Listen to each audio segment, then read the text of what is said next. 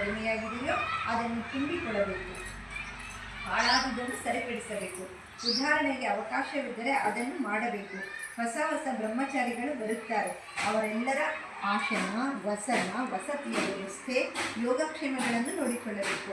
ಆ ಬ್ರಹ್ಮಚಾರಿಗಳಾಗಲಿ ಕಿರಿಯ ಸನ್ಯಾಸಿಗಳಾಗಲಿ ಏನಾದರೂ ತಪ್ಪಿ ನಡೆದರೆ ತಿದ್ದಬೇಕು. ಒಂದು ವೇಳೆ ತಿದ್ದಲು ಸಾಧ್ಯವಾಗದೆ ಹೋದರೆ ಎಂದರೆ ಆ ಬ್ರಹ್ಮಚಾರಿಗಳು ಬುದ್ಧಿ ಮಾತಿಗೆ ಕಿವಿಗೆಡದೆ ಹೋದರೆ ಗೇಟಿನ ದಾರಿ ತೋರಿಸಬೇಕು.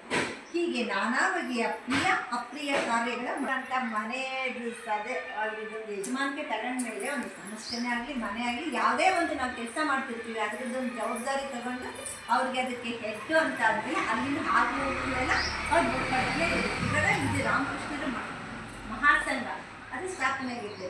ಮೊದಲು ಬ್ರಹ್ಮಾನಂದ ಸ್ವಾಮಿ ಬ್ರಹ್ಮಾನಂದರಿದ್ದರು, ಈಗ ಎರಡನೆಯವರು ಸ್ವಾಮಿ ಶಿವಾನಂದರು. ಇವರು ಇದ್ದ ಸಮಯದಲ್ಲೇ ನಡೀತಾ ಇರೋದನ್ನ ಹೇಳ್ತಾ ಇದ್ದಾರೆ. ಈಗ ಆ ಬೇಲೂರು ಮಠದಲ್ಲಿ ಇವರು ಮ್ಯಾನೇಜರ್ ಆಗಿದ್ದಂತೆ.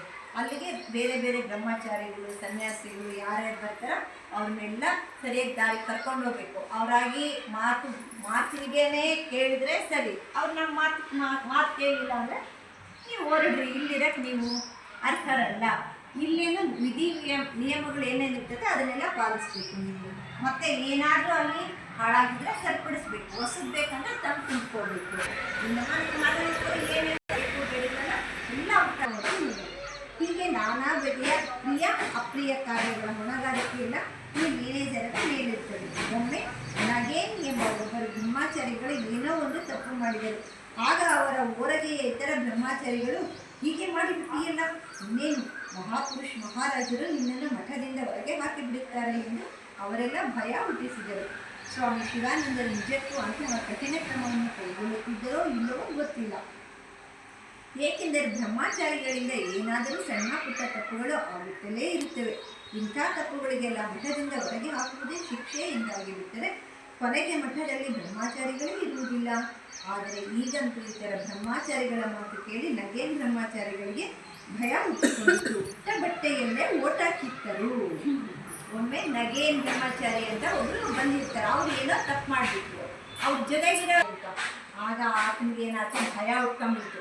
ಸ್ವಾಮೀಜಿಗೆ ಹೇಳೋದೇ ಬೇಡ ಅಂತ ಹೇಳ್ಬಿಟ್ಟು ಉಟ್ಟು ಬಟ್ಟೆಗೆ ಹಂಗೆ ಓಡೋಗ್ಬಿಟ್ರು ಅಂತ. ಮಠದಲ್ಲಿ ಇರಲಿಲ್ಲ. ಹಾಗೆ ಹೇಳದೆ ಕೇಳದೆ ಮಠ ಬಿಟ್ಟವರು ಯಾವ ಕಡೆಗೆ ನಡೆದಿರಬಹುದು, ಇನ್ನೆಲ್ಲಿಗೆ, ಎಲ್ಲಿ ತಮಗೆ ಕ್ಷಮೆ ಆಶ್ರಯ ಸಿಗಬಹುದು ಎನಿಸಿತೋ ಆ ಜಯರಾಂಬಾಟಿಗೆ, ಆ 60 ಮೈಲು ದೂರದ ಜಯರಾಂಬಾಟಿಗೆ ನಡೆದುಕೊಂಡೇ ಬಂದು ಬಿಟ್ಟಿದ್ದಾರೆ. ಮೈಯೆಲ್ಲ ಬೆವರು, ಬಟ್ಟೆಯೆಲ್ಲ ಕೊಳೆ. ಅವರು ರಾಮಕೃಷ್ಣ ಮಠದ ಬ್ರಹ್ಮಚಾರಿಗಳು ಎಂದು ಗುರುತಿಸುವುದಕ್ಕೆ ಸಾಧ್ಯವಿರಲಿಲ್ಲ. ಅಂಥ ಸ್ಥಿತಿಯಲ್ಲಿ ಬಂದು ತಲುಪಿದ್ದರು.